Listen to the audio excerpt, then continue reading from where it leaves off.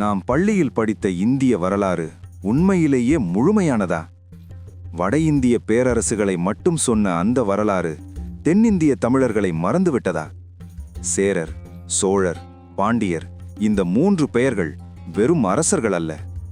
சங்க காலம் தமிழ் உலகம் அரசியல், கலாச்சாரம், வணிகம் எல்லாவற்றிலும் உச்சத்தில் இருந்த காலம். சோழர்கள் கடல்களை ஆட்சி செய்தவர்கள். கப்பல்கள் கடலை தாண்டி தென்னாசியாவை தொட்டது.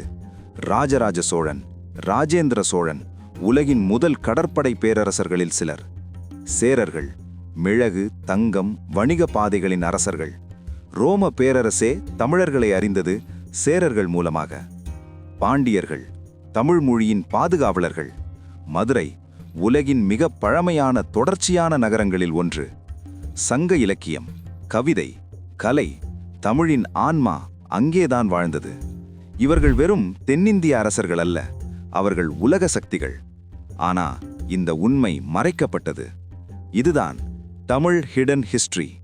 மறைக்கப்பட்ட உண்மை, மறக்க முடியாத பாரம்பரியம், தமிழர்களின் பெருமை.